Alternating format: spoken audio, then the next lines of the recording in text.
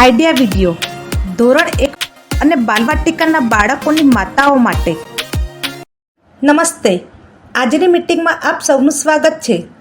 આજથી આવનાર થોડા અઠવાડિયા માટે આપણે બધા સાથે મળીને ધોરણ 1માં જનાર બાળકો અને બાલવાટિકાના બાળકો માટે કેટલીક મજેદાર પ્રવૃત્તિઓ કરવાના છીએ.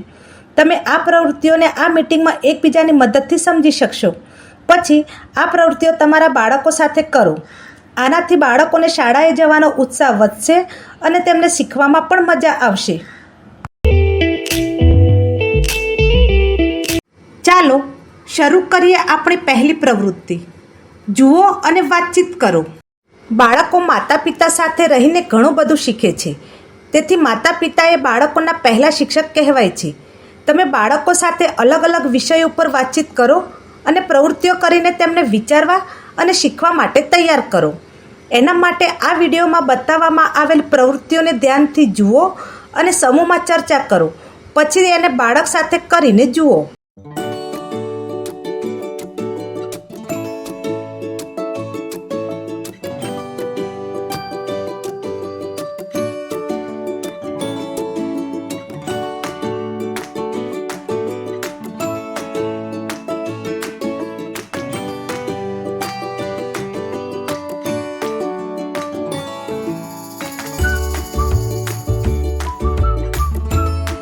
આ પ્રવૃત્તિઓ ઉપર સમૂહમાં ચર્ચા કરવા માટે આ વિડીયોને અહીં રોકો.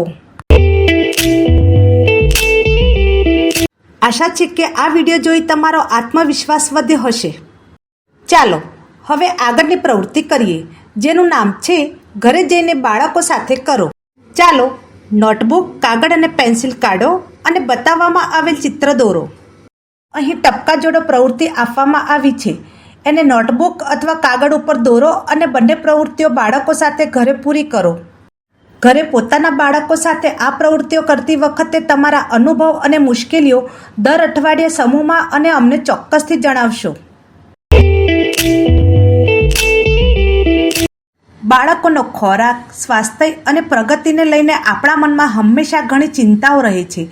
પરંતુ સંકોચ, શરમ અને સાચી વ્યક્તિ ન મળવાને કારણે આપણને એ સમજાતું નથી કે આવા પ્રશ્નો કોને પૂછવા. આ સમસ્યાઓના ઉકેલ માટે આપણી પાસે છે એક સખી, જેનું નામ છે બાલસખી ચેટબોટ.